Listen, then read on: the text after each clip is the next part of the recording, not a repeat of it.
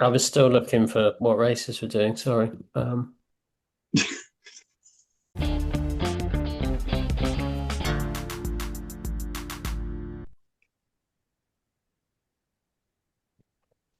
Right then. Moo and good afternoon, good evening, good morning, everyone, and welcome to the Pingtron. We have just had at least 1 minute of brilliant silence where we worked out who was going to do that intro, and I could take it no longer.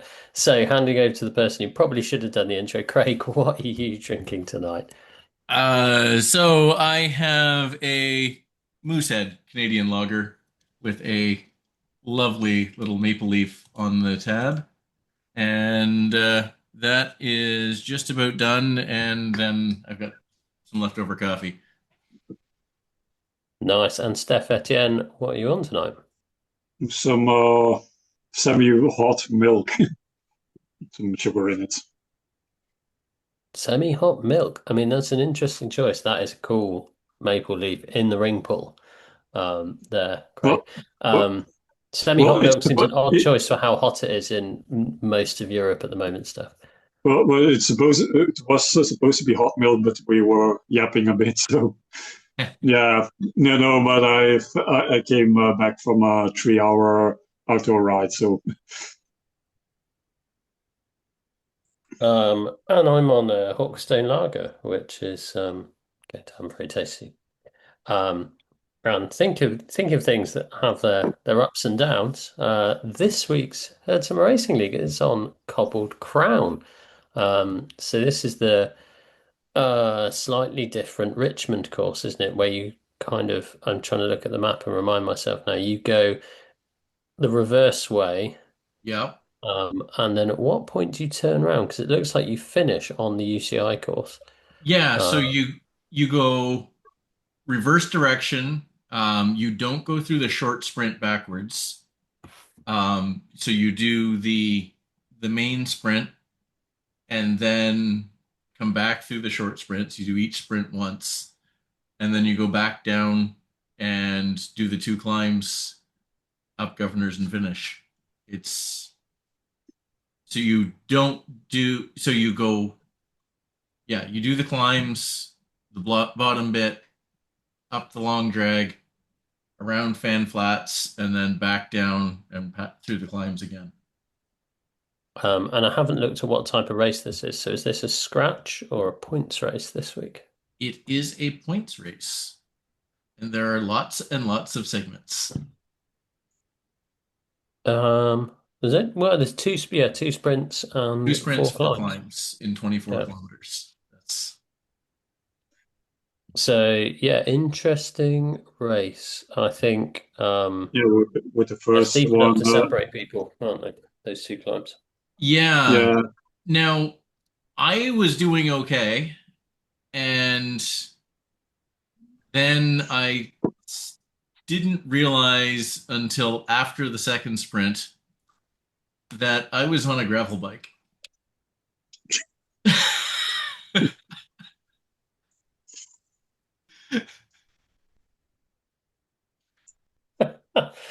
Um, yeah, I mean that will definitely make it harder. Yep, it did. What were the power ups out of interest? Normal three, I think. Okay. So I didn't see a feather. I only saw, uh, or did I see only draft truck? No, I saw draft trucks and helmets. Yeah. Yeah. So, any tips other than make sure you're not on a gravel bike, Craig? Yeah. Don't be on a gravel bike. Be in the draft. So if you've got the strength for it, a actually being off the back before you go downhill, right out of the pens, works. Because if you can catch up on the flat part, generally people won't go until the uphill. yeah, the So corner. Yeah. yeah, so I mean that's um, was it Stewart? Yeah, I think it was Stuart Evans did that in our race. I was at the back of the group still in the draft. So I think I got fifth-ish on the first climb on my gravel bike. Um, of the 28. So yeah, I was actually I was like, oh yeah, that's fine. And then like, suddenly after the second climb and down on the flat, like, man, it's really hard to see in the draft here. What's going on? And I 20 was going to say kilometers later, I figured it out. this is like Did, reverse sandbagging, isn't it? Because kind of you're making yourself deliberately do more watts than you need to. Yes. you're sabotaging yourself basically. Yeah. Did you end up switching at any point, or you Yeah. just So I was by myself. I switched down in the bottom on the riverside coming back after I realized. So there's that little bump in the middle, not big or anything, but Yeah, there's literally no point because there is a there are some cobbles around the top of the course, aren't there? But gravel there is bikes no don't point in help which on it cobbles, do is they? So advantageous. No. yeah. Cool. Steph, did you do race one? Or you no, like I said, I just from between 6 and 9 my time I did a 3 hour outdoor ride. So didn't fancy the cool down? Um, well, yeah. So bike choice on this one's an interesting one, isn't it? Because there's actually quite a lot of flat, and Quite a lot of flat, they and are the climbs are pretty fast. I would probably go two of them disc. are certainly on it. To Yeah. say Libby and whatever Libby Reverse is called, um, may even be called Libby Reverse. I think I think all the climbs, all the scored climbs are are going to go you're going to be going fast enough that I think it's worth taking the disc wheel. Like they're short, punchy climbs, you're gonna Hmm. punch. And between those, all the flat and the two sprints, I think it's probably worth the disc. I mean the whatever they're called, the whatever four numbers. the Princeton Wake ones, the new Yeah, the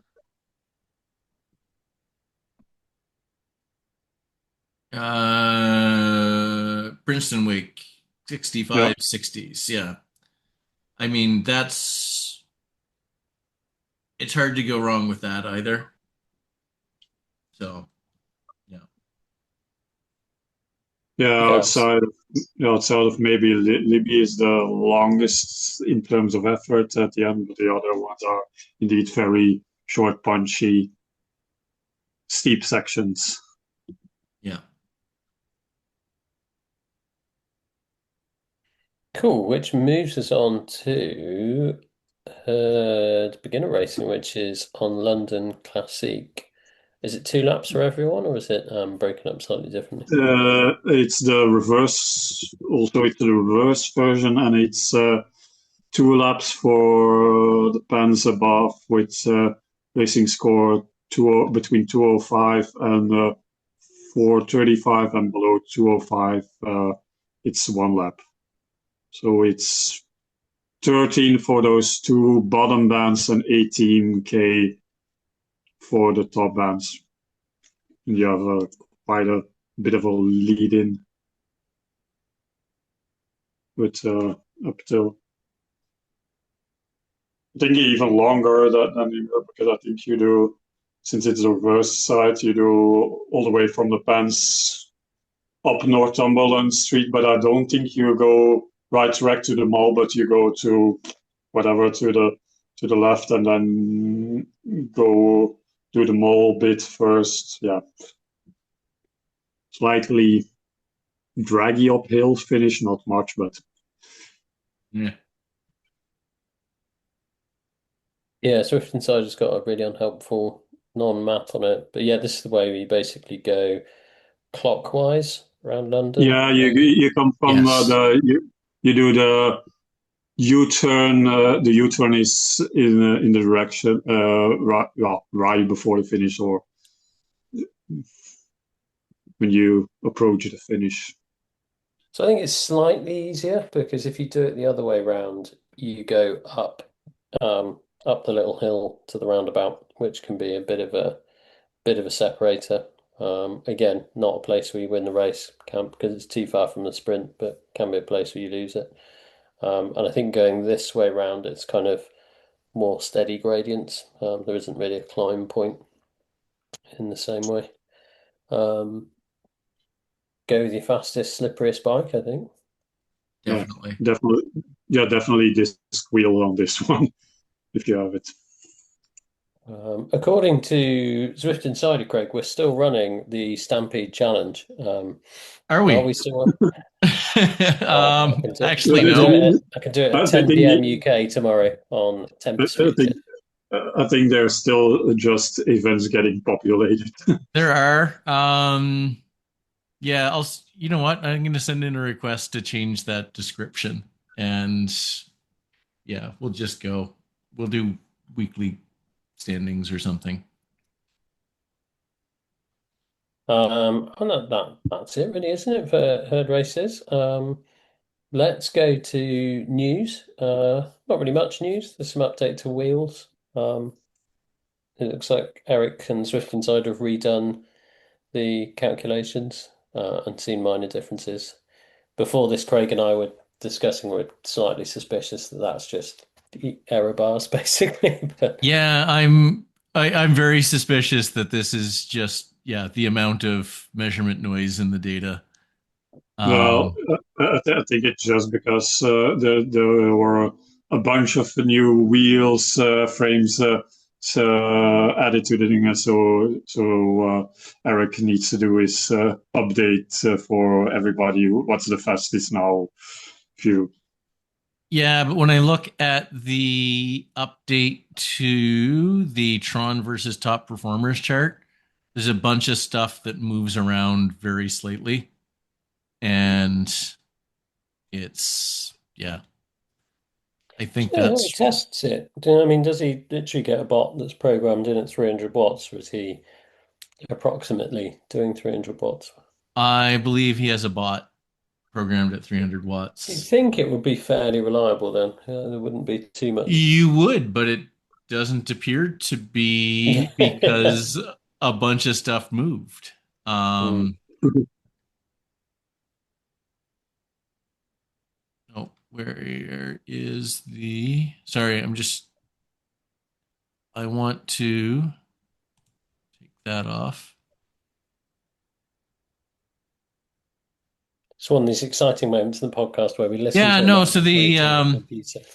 like looking at the level 5, there's actually a pretty big in, 140 versus 144. The Tron is now faster than the SL8 and the DT Swiss 1100 die cut 85 disc wheel set when it was showing as faster before. So, like, yeah, there's some noise there. I don't think they polished the Tron a little bit more. I don't know. Maybe they did.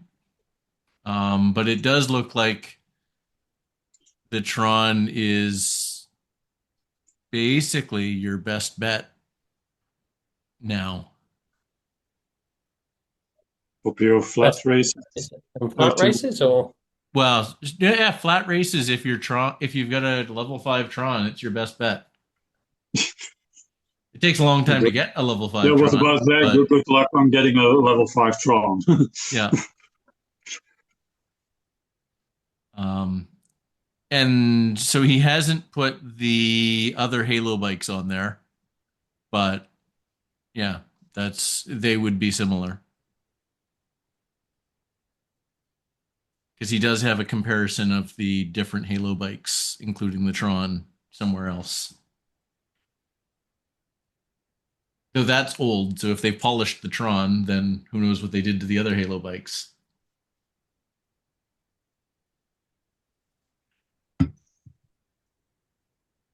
I'm trying to work out how long it takes you to upgrade the Tron fully. A long time. A very, 60 Yeah, minutes. very, very long time.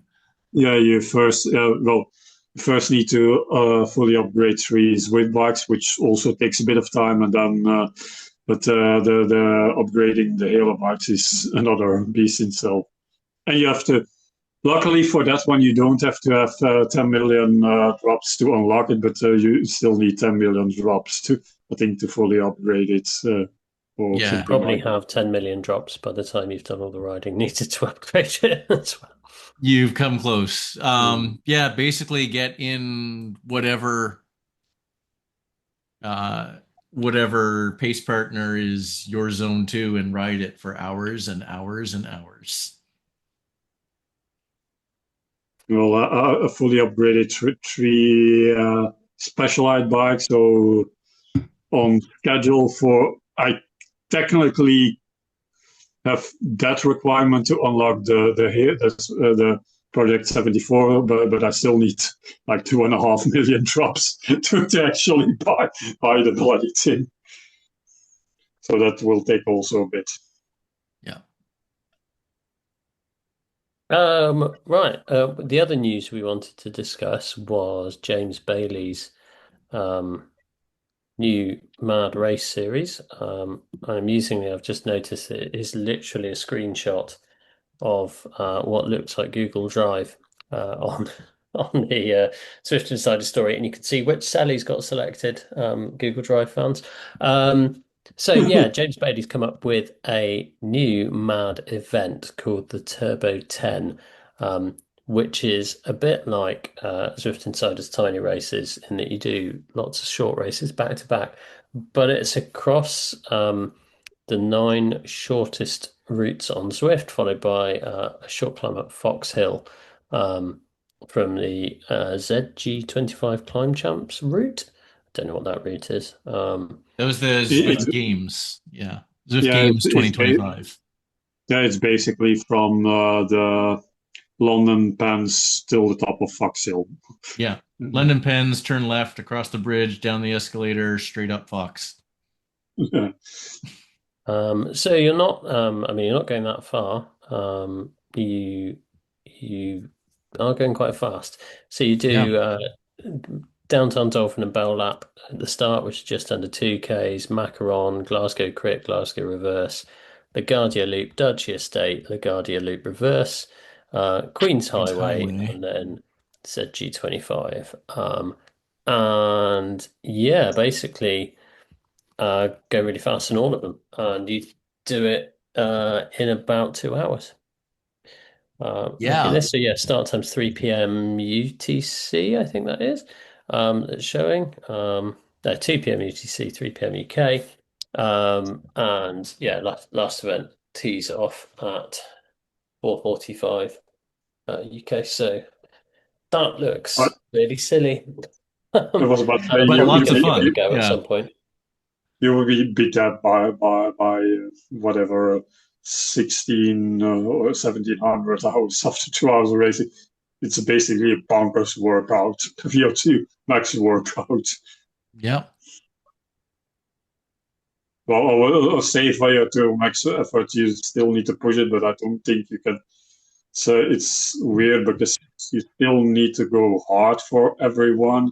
Assume that's tiny races, so it's scratch races. So, but yeah, still seems mad.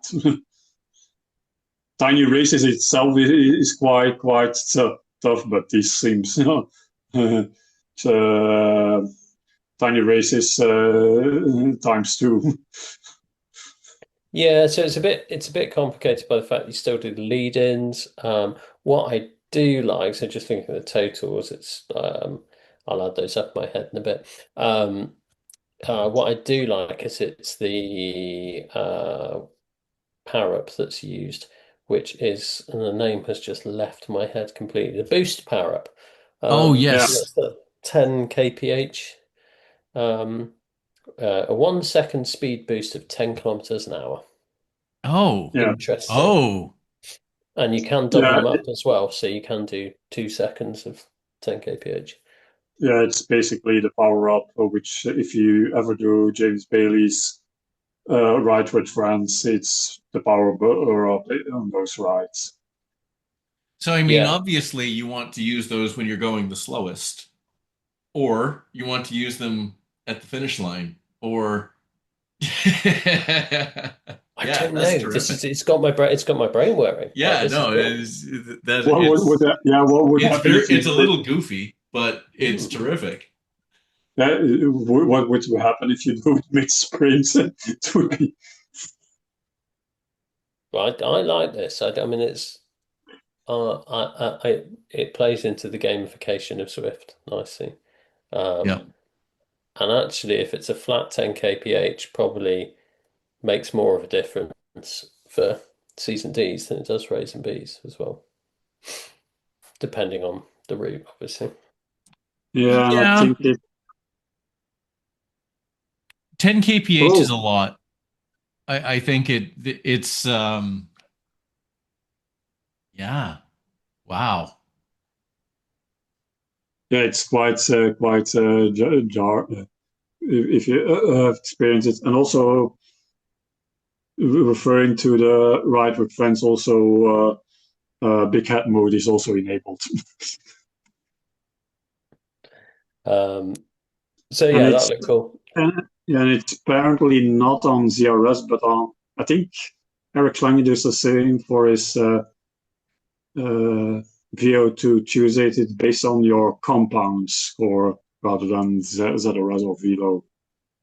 So that's your 5 minutes raw watts power times your 5 minutes watts per kilo power.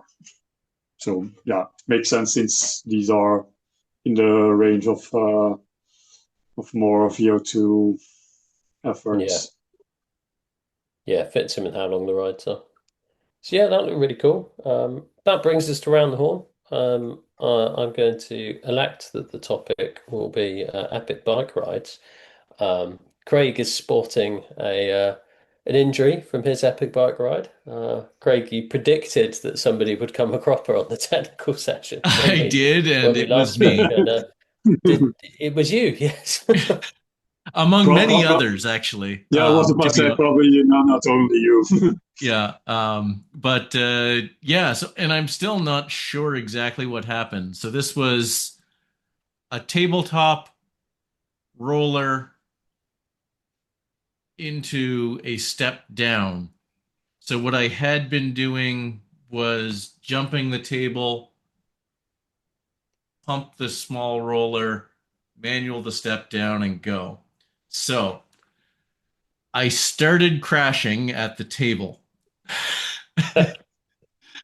I'm not sure what happened in the middle, and then I ended up on my back at the bottom of the step down, unclipped. So, yeah, there's so the messaging, because I go back into the rider area. This is actually it seems like a very professional level of setup here. So, I finish, and so I get back up, wave to the crowd, walk across the finish line with my bike because it's faster than getting on my bike. And anyway, the yeah, it took me probably 20 meters to crash, but it was so all that happened with my wrist, which is the wrist brace. I think what happened is as I was going down, I hung on to the bike a little too long and just twisted my wrist. I don't think I landed on it, and it seems fine. I seem to have landed flat on my more or less flat on my back. So all good. That's probably pretty good compared to what I saw some others deal with, including some completely split handlebars. Oh, Yeah, yeah.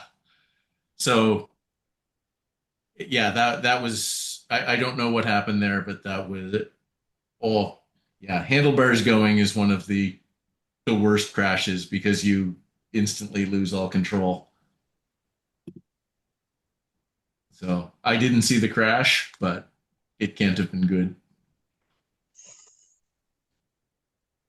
I just saw the Uh, bike when I went to the medic because I'm like, ah, no, my wrist doesn't feel great, but yep, I think I can do it. So I went out for that was on my second lap of three qualifiers. I went out for my last one. And somewhere in the middle of the second straight, I kind of shut it down. I'm like, no, that doesn't feel good. And just kind of rolled in. So, yep. On the good side, Saturday on the 20-inch bike, I was 2 seconds faster than I was Wednesday on the 24-inch.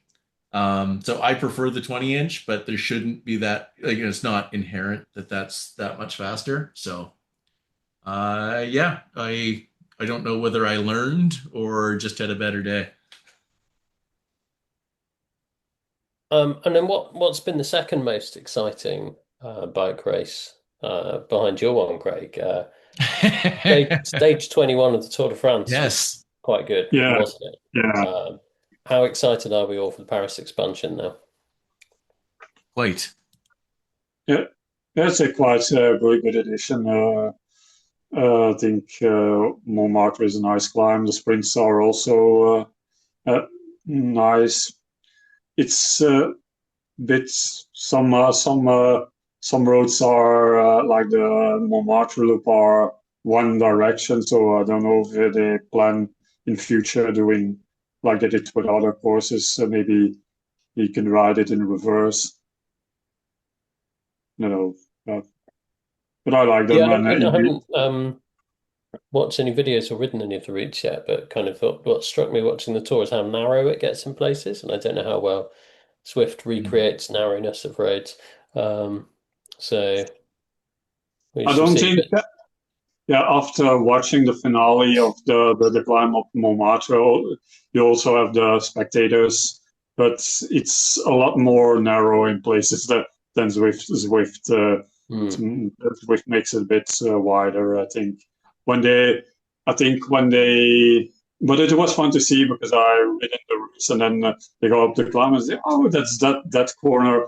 But then when they're near the top, it's yeah, very narrow, and on Zwift it's quite still quite wide. But yeah, it is the one thing I'd love them to add. Like if you could do proper narrow cobbles, um, and a fun game with steering is the option to go to the sides and have to expend slightly fewer watts to go faster, or in the middle and be able to overtake people. That would be fun. Don't Yeah, know if they can do it. yeah, with maybe with France map you have that it's still white cobblestones, but in it with Paris you have that the dirt section just beside the cobbles they use because it's Mm. even better for that traction. But yeah, I think yeah, and I think it's nice how they did the full, but they also did a one of the cut across between the route from Arc de Triomphe to Montmartre, right in the middle. There's a route down to the Louvre, so it's still makes potential for yeah. No, no, it's nice from what I experienced. But yeah, so some sections are purely uh, like I said, one way, like the Montmartre, and also when you come up Montmartre, there's a when you go down, you can take a left back up to Montmartre, but at the same place you can't. If you come from the other way around up to Montmartre, you can't do a U-turn to skip the Montmartre, but just want to do the sprint that's right there between. But yeah, maybe in future they will do that. But I think yeah, and after I think watched both stages this year and last year, it's a great addition for for the final stage of the tour. It's such, and I think yeah, there was some discussion that because they neutralize the time before they do the laps around Montmartre, with some people saying,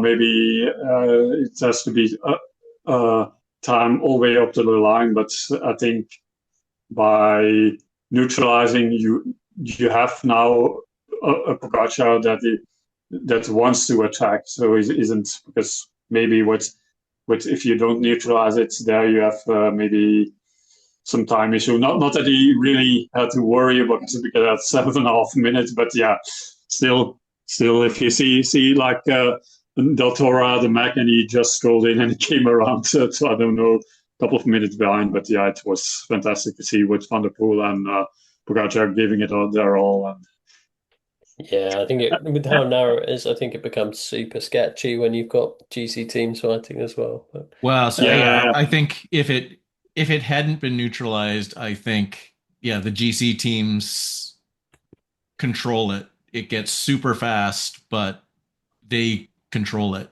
and you don't end up with a race. You end up mm. with, you know, them bullying the rest of the field. It is interesting that kind of uh, discussion I was watching earlier on Cade Media is saying the best type of racing you can watch is city crit, and It's good. one day races are also really good as well. So actually, what the Tour have made is basically a city crit that feels a bit like a one day race as well for their last Yeah, stage, which is cool. it's a city crit. It's a city crit exhibition at the end of the tour. Pretty cool. So I mean, I don't know, slash, we shouldn't say if we do know. But my vote would be 3 laps of Le Boucle, if you can, excuse my French pronunciation there, and B, whether it's a lappable course. So that's Champs-Élysées Montmartre combo. well, you still have two routes. I think Paris to Jour or and the one also with Montmartre. I don't know. They do that one, which is bonkers. It's they have like I don't know. One has 3 laps of Montmartre, and then one has like 9 or 10 sprints, and the other one has like 13 sprints. It's just insane in a like 75 kilometer route. So if it was speaking of former leader of the herd, James, he would have definitely put that in a HSRL for sure.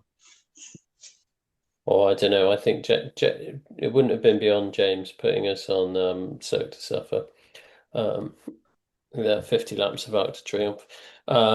So yeah. But yeah, that'd be cool. I think yeah, for me, 3 laps of Labuca, it's 3 times up. It's 50 Ks, so it's a couple of hours for a Queen stage, but I, maybe two I laps. think yeah, I think most of them are lappable if they finish around the uh, around the Champs-Élysées sprint. I think one of the things Cirque du Soleil is one of the ones that isn't lappable to the screen of people because Mm. they do more laps of the more laps of Arc de Triomphe. But yeah, it's like we discussed before for like Cirque du Soleil with on HWR or stretch. It's just because you can't do a points race on it because it's a one sprint. But yeah, it's lappable and quite some time you can some kilometers. I think Eric Schlange tested it out. If you steer, because normally your rider will be in the middle, but if you steer to the difference between being all the way to the inside and the outside, if you do the 50 laps, it's about 50 laps are roughly 17, 18 kilometers. You gain like it's a kilometer difference. But so yeah, I think my giving the Steve Pritchard Panache Award out, not to Mathieu van der Poel, but actually to Jasper Philipsen, who managed to do yeah, about 80 kph whilst checking that he wasn't going to beat his teammate, but making sure that he yeah, was going to yeah. I was beat Mats about to say, Pedersen. yeah, I was listening to the Real Science of Sports podcast, and he said, yeah, it's crazy that Philipsen just he at the same time wanted to beat Pedersen, so come second, but don't pass Matthew Van for his win. So yeah, that's crazy with that kind of level of sprints. Yeah. But you could see how hard they went. Because, yeah, if you see the images after the race, Van der Poel MVP was spent. He just collapsed on the floor after that. Well, hopefully everyone this weekend is spent, but maybe not collapsed on the floor after their Zwift ride. Enjoy it if you do. I hopefully may do a ride on Sunday, but let's see how we go. Anyway, that's all that's left to me to say is moo and good night, everyone.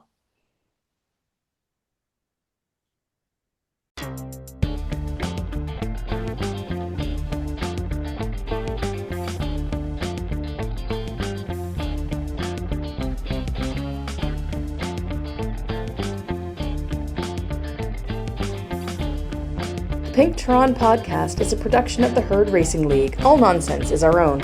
Thank you to Gavin Ions for the theme music. Moo and Ride On.